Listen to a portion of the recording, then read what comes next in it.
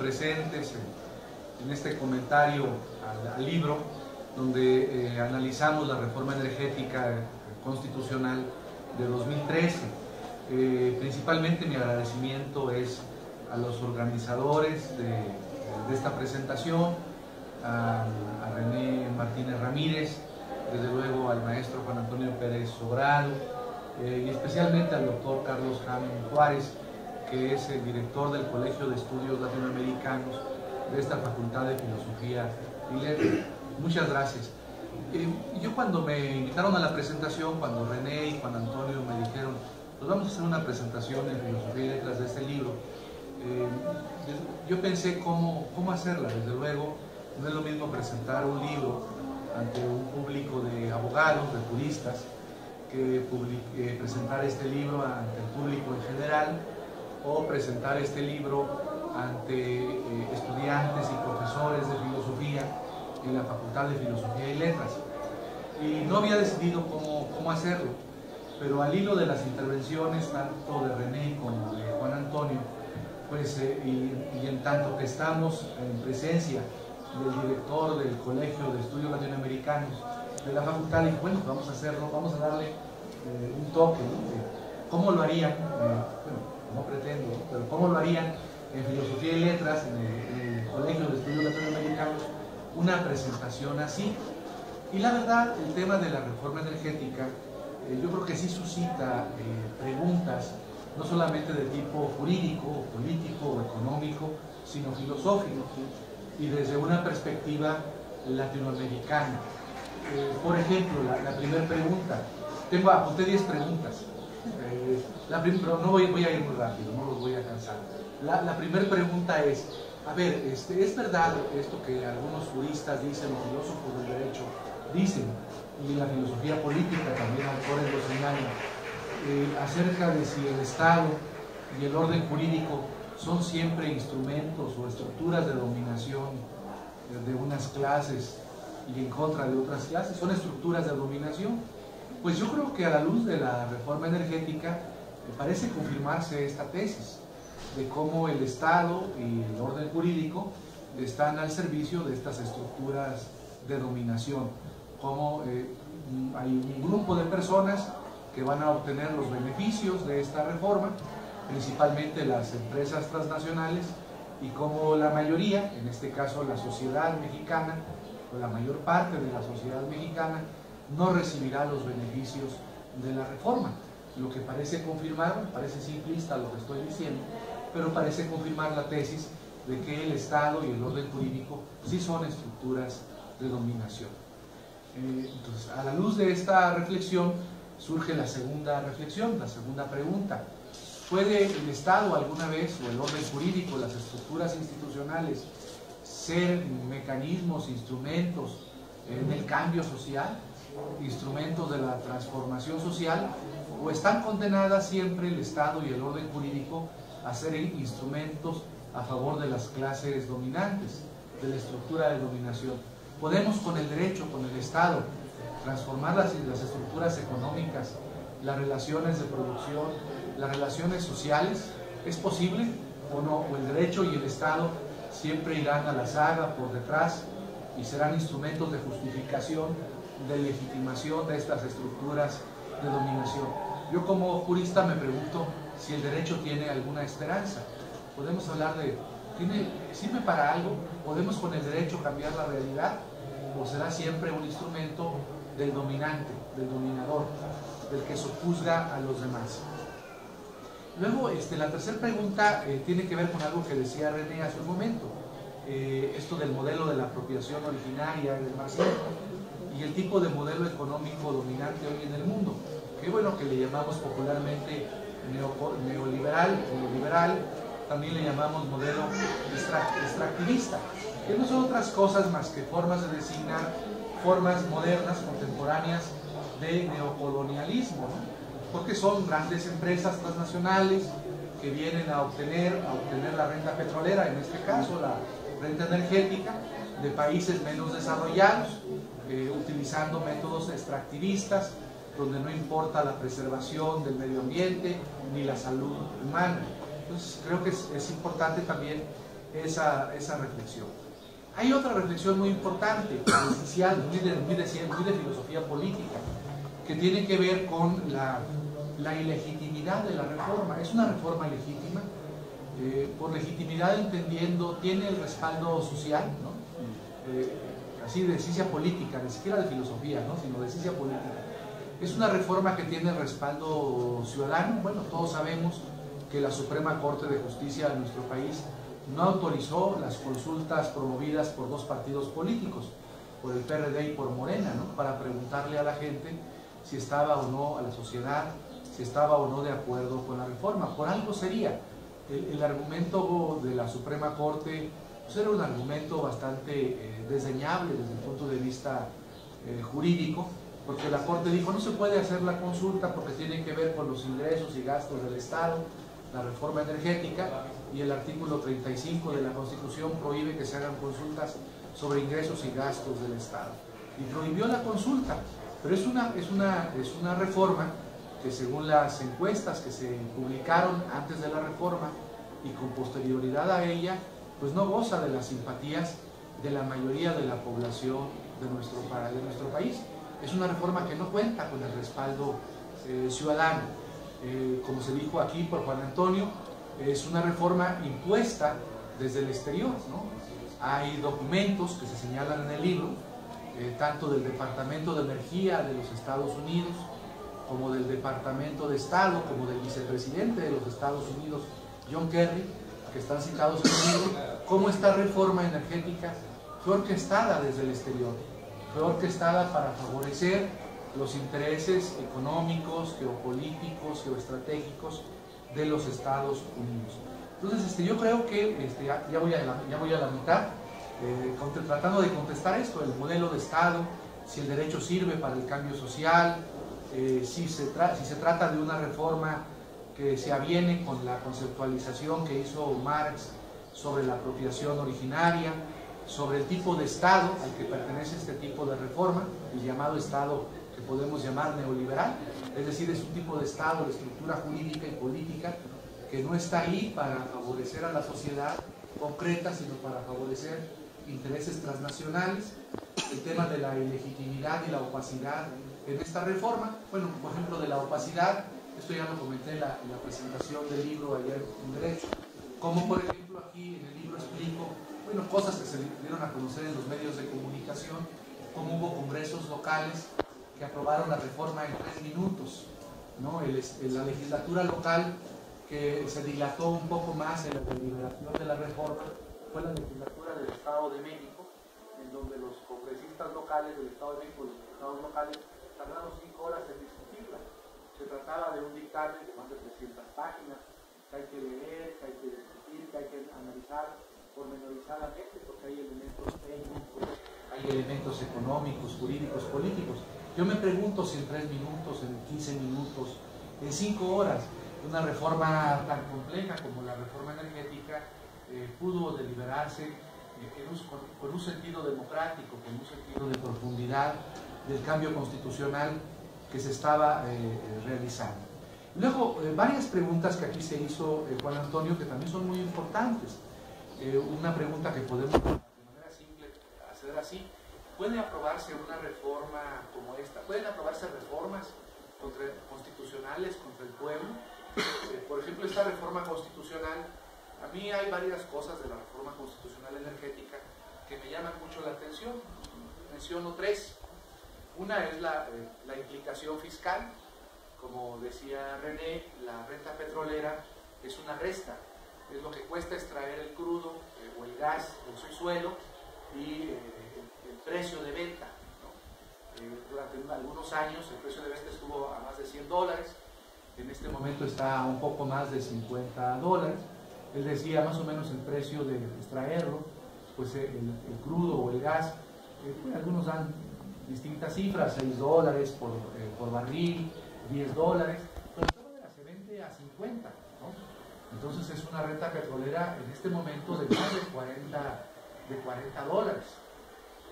Esos $40, ¿cómo se distribuyen en beneficio de la sociedad?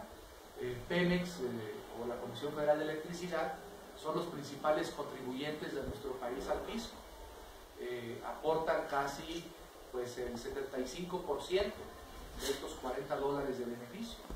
Entonces, si se aporta casi el 75 o el 80%, pues es un gran aporte de renta petrolera al fisco nacional, que ese recurso después se emplea en el presupuesto de la nación. Las empresas petroleras, desde luego, no van a aportar el 75 ni el 80% del beneficio que obtengan.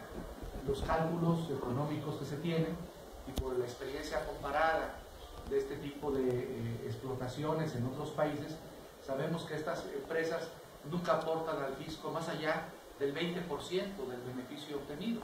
Fíjense la diferencia, ¿no?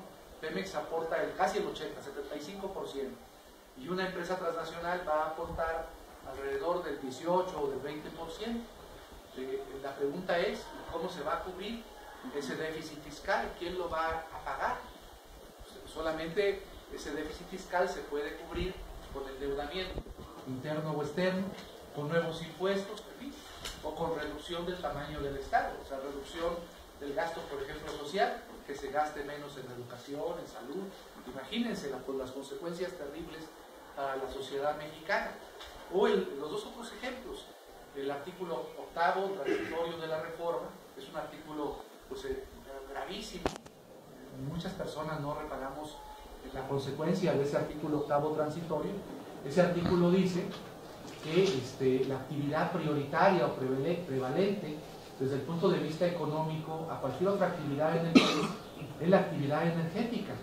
Eso significa que es la justificación para que cualquier actividad, por ejemplo agrícola, industrial, agropecuaria, sea subordinada a la actividad energética. Eso es lo que va a permitir, según la ley secundaria de hidrocarburos, las ocupaciones temporales de tierras, en donde el pequeño propietario o el ejidatario o el indígena no va a poder oponerse, no va a poder decir el pequeño propietario, oye, yo no quiero que aquí explores o explotes el petróleo o el gas o la electricidad, porque es mi propiedad y aquí me dedico a la ganadería, a la minería, a la agricultura. No va a poder decir eso, porque según la Constitución la actividad prevalente a todas es la actividad energética.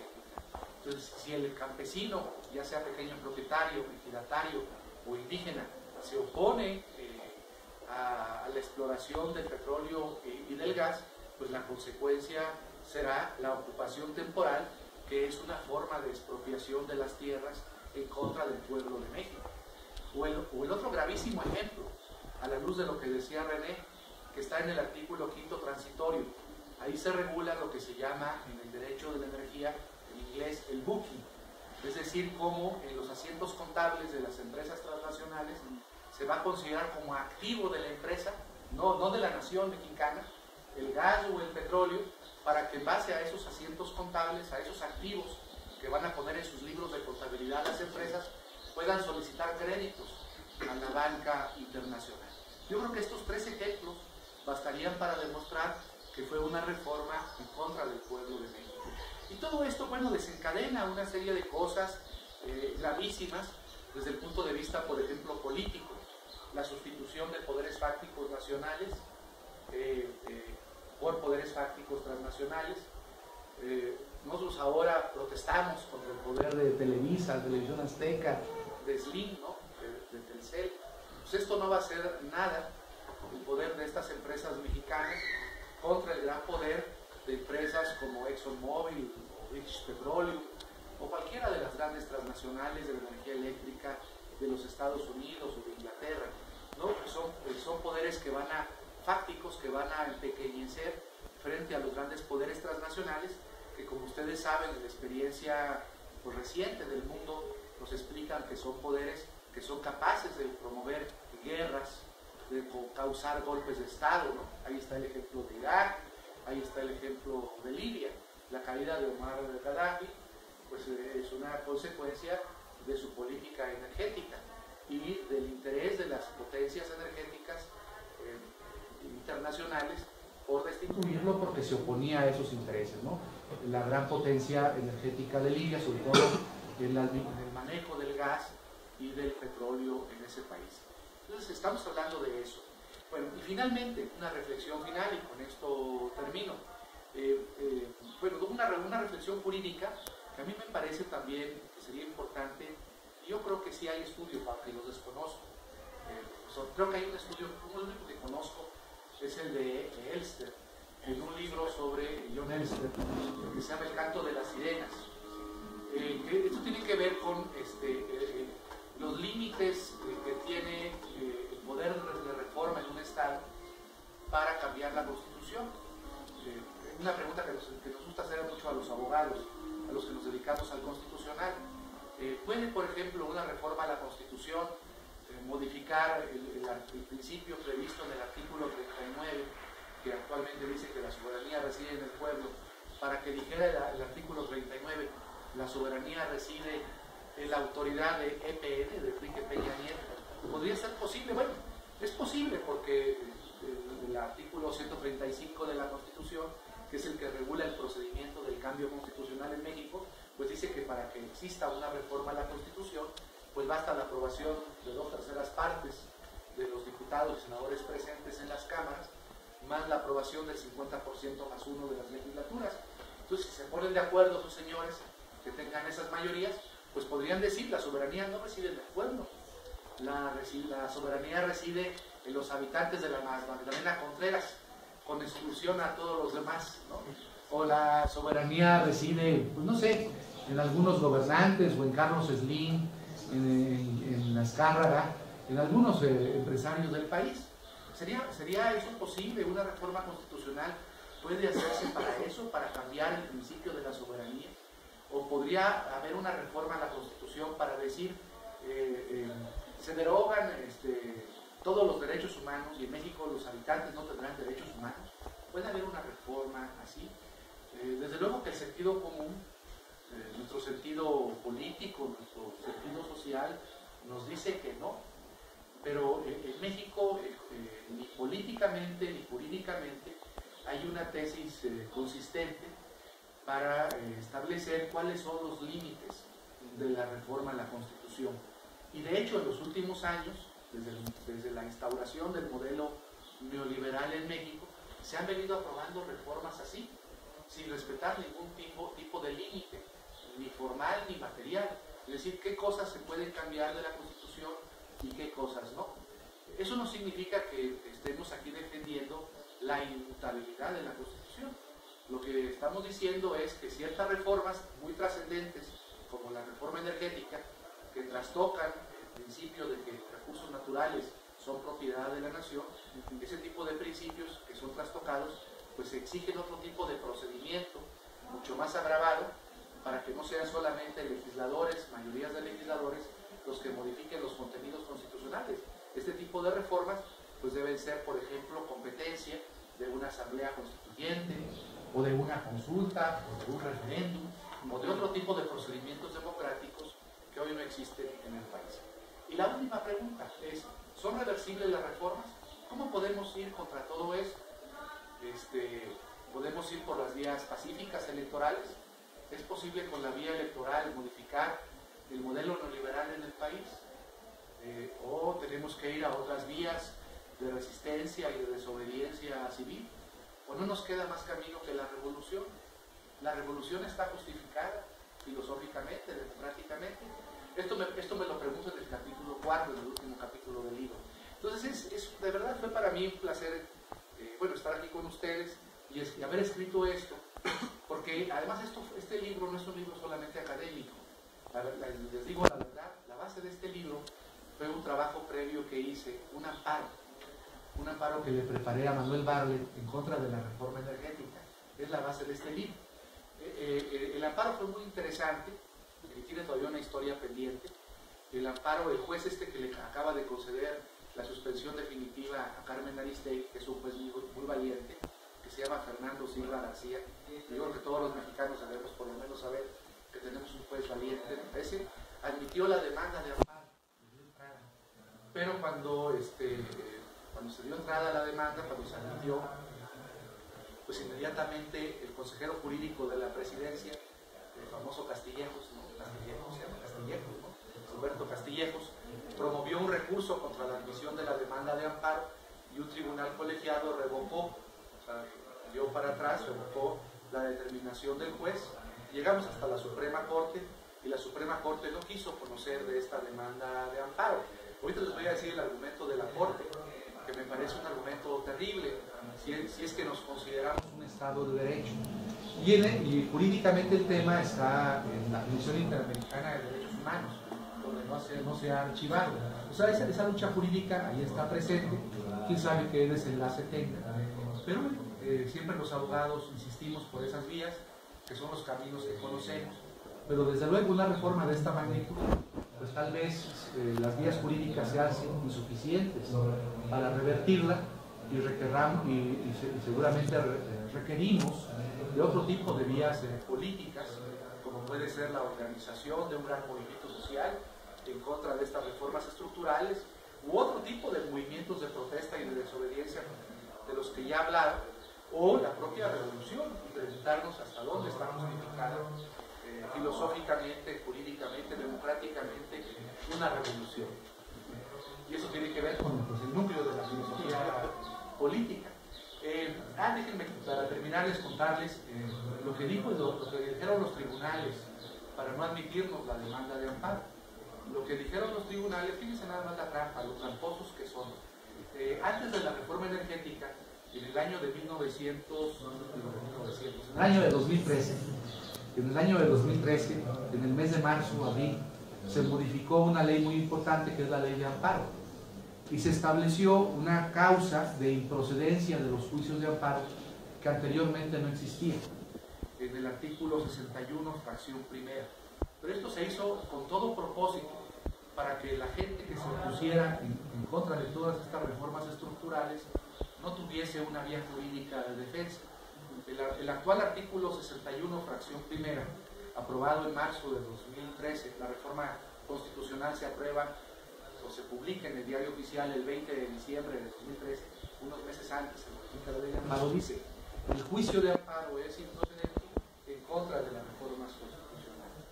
Y esta es la única vía constitucional que teníamos los ciudadanos para impugnarnos la reforma. Después de esta vía no tenemos otra. Pero la propia ley de amparo pues dice que ese amparo lo podemos promoverlo en contra de las reformas constitucionales.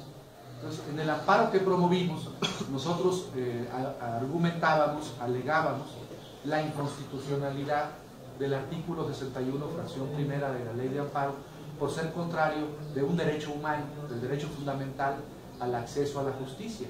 En un Estado de Derecho, ese es el principio, no puede haber norma o acto jurídico que no sea susceptible de control constitucional. Solamente en los regímenes autoritarios hay actos de autoridad que no son susceptibles de control de constitucionalidad. Entonces, en las reformas constitucionales, según el orden jurídico mexicano, no son susceptibles de control de constitucionalidad y no existe, en este caso, el derecho fundamental, el derecho humano de acceder a la justicia, lo que es gravísimo en términos de derechos humanos. Por eso promovimos la queja o la demanda, se llama petición ante la Comisión Interamericana de Derechos Humanos, donde estamos diciendo principalmente el orden jurídico mexicano nos viola el acceso a la justicia. Comisión Interamericana de Derechos Humanos garantiza el acceso a la justicia de todos los mexicanos. Entonces es un libro muy interesante y yo les vuelvo a agradecer. Como somos pocos, traje algunos libros, pues yo creo que los vamos a obsequiar, René, si no tienes inconveniente, para que todos tengan un libro, además para que se conozca, porque si no ni se vende, ¿no? Pues muchas gracias.